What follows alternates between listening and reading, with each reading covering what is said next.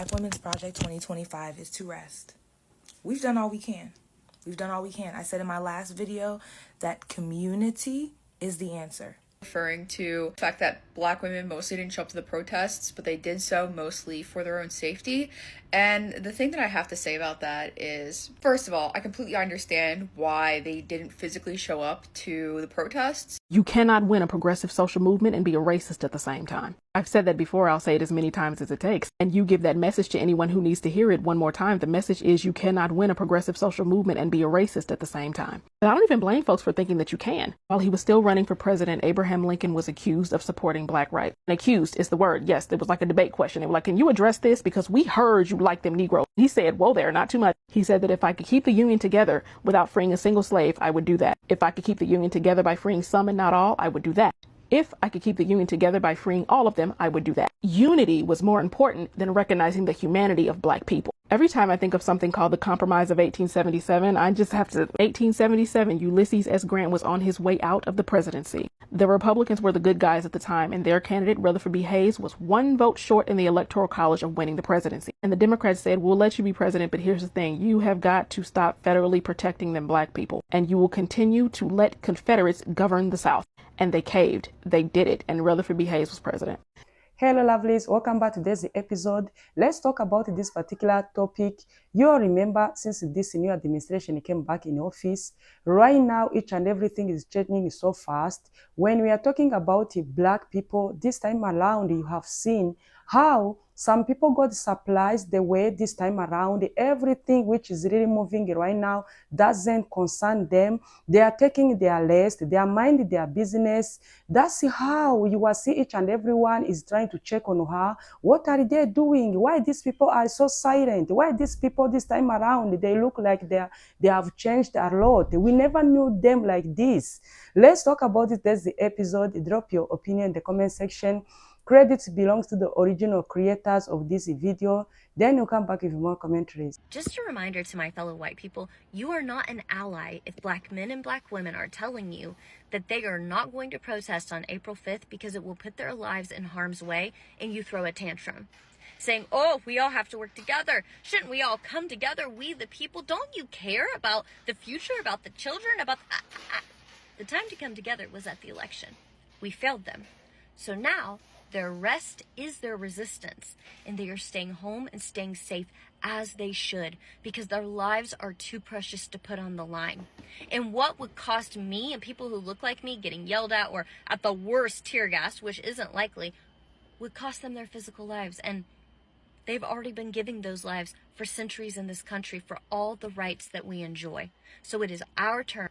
I replied, this comment is entirely false in every regard. You're a white person who categorizes yourself as a commie. So obviously you think that protests are only effective if Black people are there to be under the tank treads, right? You think that it's only a real protest if Black people and the cops are there and the Black folks are being brutalized by the police. This tells me all I need to know about you. Tankies want their fantasy of a bloody revolution. Forgive the Homestuck reference here, but they don't want a LARP revolution, they want to FLARP it. They want fatal live-action roleplay, and they want the most vulnerable folks in the community to be sacrificed, to be brutalized, because they think it will bring about their authoritarian communist utopia. When I say that white tankies, white communists are not safe, and that they want authoritarianism, they just want their own flavor of it. They don't actually want liberation. They don't actually care about the most vulnerable. They don't actually care about injustice. They just care about their fantasy. This is exactly what I mean. Hey, white people, let's talk. Sometimes I forget that white people aren't as engaged with Black creators on this app and in the world as I am. So there was something over the weekend that I thought everybody was very well aware of, but I'm understanding that that's not the case. I was talking to my mom today, and she and my brother went to a protest on April 5th to protest Trump and all of the things that have been happening for the last couple of months. So she was telling me about her experience, and she said it was like a love fest. It was so nice to be with all of these people, thousands of people, and everybody signs and all this stuff. And I said to her, did you notice that there weren't many Black people there, if any? She was like, yeah, actually, I did notice, and I was confused, and I was like, I thought Black people were really upset about him too, and I didn't understand. This is my mom talking.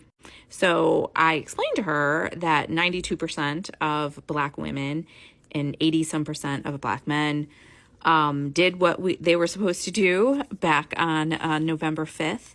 And they are now resting, and they are not participating in these here protests.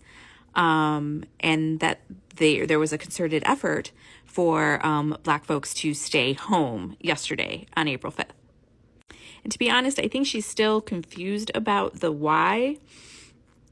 But I'm working on that.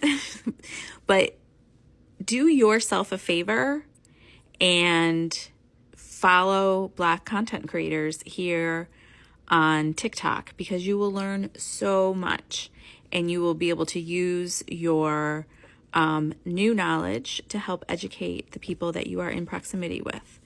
But yeah, white folks, if you didn't know, Black folks said, we're not marching on April 5th. We're not doing it. We're going to stay home. We're going to let white people get us out of this mess, because white people got us into this mess. The more you know. I made a video talking about the problems with Gen Z not being involved in the protests that happened. And in addition to that, it's especially worrying because of this trend of Gen Z being more conservative than millennials. And in response to that, I got a couple of comments along these lines referring to the fact that Black women mostly didn't show up to the protests, but they did so mostly for their own safety. And the thing that I have to say about that is, first of all, I completely understand why they didn't physically show up to the protests. No, they shouldn't have to. But I want to be so absolutely clear with everyone that just because Black women were not at the protests does not mean that they weren't involved. Because my friend and I are both comment on political topics like this, and we live streamed the entire protests. And I don't think that it's a coincidence that the majority of people watching and commenting on those protest videos were Black women. The Black women that didn't go to the protests for, mind you, safety reasons, because police tend to treat people who are protesting while you're being a person of color much differently. Black women still stayed informed, stayed engaged, and showed support and solidarity with the people who were out there protesting. So I hope that clears some things up. The issue on Gen Z not being as progressive as millennials and not showing up, I kind of view that as a separate issue. And if you are a Black woman, yeah, that doesn't apply to you for not showing up. But I do think that it's still something that we should all be more aware of, that Gen Z is more conservative than millennials are. Black people in America, do not do it. Do not do it. Do not do They are trying to gaslight you so much. If your silent protest was not working, they would not be trying to actively gaslight you. How are you going to say that you're going to free George Floyd's... I'm not even going to say his name because he's not worthy. You're going to free him. That didn't work. They said they're going to do this. That didn't work. They said they're going to do that. That's not going to work. This segregation, it ain't going to work. They're destroying graves. It's not going to work. Stand firm. The silent protest is working. They need a scapegoat. They need a target. If you go out there and crash out, all that's going to happen is you're going to be the distraction, you're going to be the target, and they will still put the same laws and the same protocols in. They will just use you as a scapegoat of why they're doing it. And then everyone else will blame you for the reason why everything is going so badly. Let the others handle their own business, okay? I've never been so proud of you in my life watching from the UK. It's like everyone collectively just said, I'm going to sip water and mind my business. And honestly, as crazy as it is to watch everything unfold in America, your silent protest is working. Keep going. Black Women's Project 2025 is to rest. We've done all we can. We've done all we can. I said in my last video that community is the answer. That's it. I need you to tap in to the people who love and care about you. I need you guys over the next few months to take inventory of what resources that you have that can be shared amongst you. If you are Christian, this is a very biblical value, right? Acts, they had all things in common. Christianity is actually a very communal, despite what we've seen and heard, Christianity is a very communal religion. And so, Project 2025, Black folks, Black women especially, your job is to rest. Kick up your feet. Take off the cape. We showed up. We showed out. We spoke up. We did what we were supposed to do. It is now time to rest. And I'm saying Black women, but Black men as well. Black men as well. It is your time to rest. Rest is an act of resistance. Rest is a rebellion. It is. And I don't mean rest like be apathetic, because that's not what we need. Some of us do need to organize, but I want you to organize for your community, not to save the country. We're done with that now. We're done with that. We'll vote again in 2026 and do our part in the midterm elections to boost whatever we can. But your Project 2025, no matter what happens with the actual Project 2025, which remains to be seen, your job is to do your best, to love yourself, to dig deep, deep roots in your community, and to see what we can do together. We have officially been outed out of this democracy. It's not for us. We will reap the consequences, but we are resilient. Black people are resilient. There was another creator on here. She made a video, and I think I reposted it. But she said, like, we've been through this. We know what to do. We've been faced with this before. For the minorities who wanted white proximity so bad that you voted against yourselves, I pray and I hope that you learn very quickly and you assimilate very quickly to the resilience, the level of resilience that you will need for you to thrive in this new and upcoming democracy. I will speak more on this as I feel like I'm going to be making videos throughout today. But rest today, especially, I unfortunately plan to see a client today because I was optimistic. So I'm going to do that. But other than that, I was going to get some work done today. I am resting. I'm going to take care of my household. I might clean up a little bit, but I am investing in me. And then I'm going to have some TLC. I have some TLC planned later this evening. And then this weekend, me and my girls have a sleepover planned. That's what I'm doing in response to this. And of course, I'm going to spend some time in prayer and I'm going to journal. I'll make another video soon about like how to cope and how to process. Please stay tuned. I'm already planning to meet with colleagues on how we can support our community during this time. So stay tuned. There will be free resources that I am working on. So yeah. You cannot win a progressive social movement and be a racist at the same time. I've said that before, I'll say it as many times as it takes. And you give that message to anyone who needs to hear it one more time. The message is you cannot win a progressive social movement and be a racist at the same time. But I don't even blame folks for thinking that you can. While he was still running for president, Abraham Lincoln was accused of supporting Black rights. And accused is the word. Yes, it was like a debate question. They were like, can you address this? Because we heard you like them Negroes. He said, whoa there, not too much. He said that if I could keep the Union together without freeing a single slave, I would do that. If I could keep the Union together by freeing some and not all, I would do that. If I could keep the Union together by freeing all of them, I would do that. Unity was more important than recognizing the humanity of Black people. Every time I think of something called the Compromise of 1877, I just have to, 1877, Ulysses S. Grant was on his way out of the presidency. The Republicans were the good guys at the time, and their candidate, Rutherford B. Hayes, was one vote short in the Electoral College of winning the presidency. And the Democrats said, we'll let you be president, but here's the thing. You have got to stop federally protecting them Black people, and you will continue to let Confederates govern the South. And they caved. They did it. And Rutherford B. Hayes was president.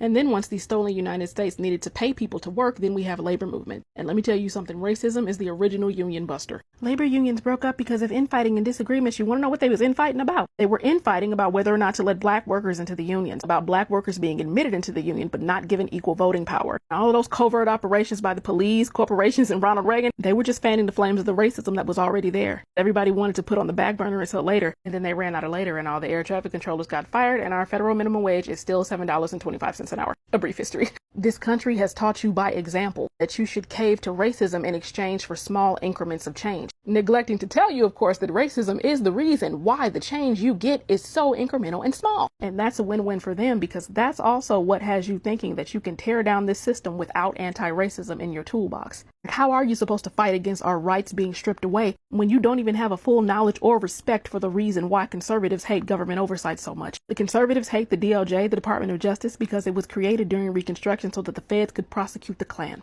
How you gonna pull that conservative, that liberal person, whoever further to the left, if you can't even respect the fact that racism is older than any of these political parties? Don't you ever forget that we had slave codes before we had a constitution. We had slave codes before we had a constitution. So what I want to know is why anyone on any part of the left think that they could put racism on the back burner and have a successful movement against a system that makes racism a priority.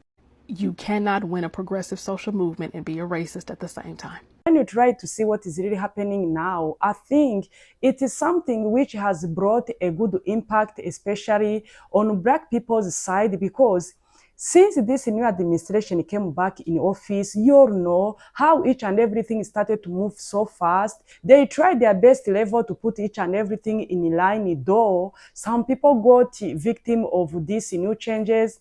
You have seen each and everything. Grocery prices went high. Life got so expensive, like no one ever expected something like this.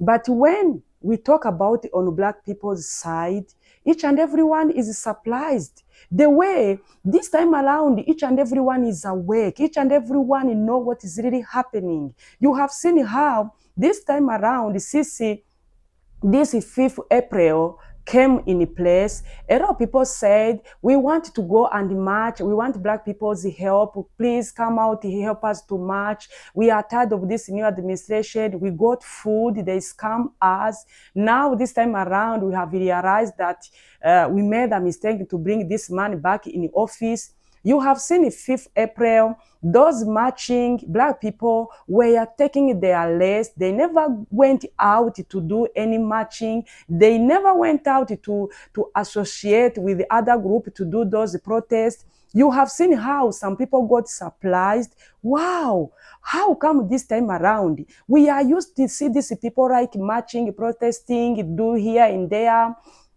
They got surprised to see how these people are so much united. They are mind their own businesses. They have already communicated each and everyone not to go out to do marching, which has been a really huge surprise among others, because they couldn't understand what is really happening. They couldn't believe where these people got that courage to communicate, to put everything in order.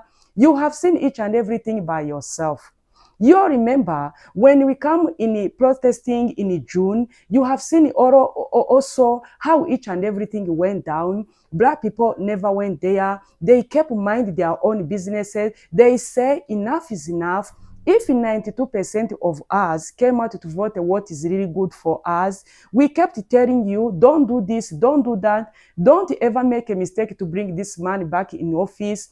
Whatever is happening is you who brought it by yourself. Why this time around would you want our help? Why we never see you come out to help us? You have seen a lot of things kept happening till Latinos came out to shout a lot, saying that Black people nowadays, they have pride, they have ego, they don't want to help them since mass deportation started. You have seen it has been a lot of misunderstanding, quarrel here and there online. Latinos throw a stone on Black people. Oh, you don't know you are the next to get deported, because according to them, they thought that Black Americans are also migrants.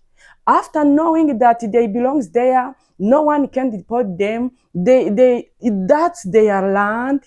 They got also pissed because they couldn't understand why this small group of people they've been seeing moving here and there in America, they belong there, they are untouchable, they are unstoppable. You have seen each and everything, how each and everyone got surprised.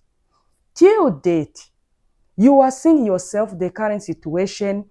Each and everyone is saying, no, we couldn't understand why these people this time around are so quiet, why these people this time around are so silent, why these people around are so brave. We have seen a lot of videos here and there. Whenever people try to do racism on black people this time around, when you mess up with them, they will immediately come to respond to you. This time around, they no longer pray with anything. They no longer have that fear. What if I do this? What if I do that? No.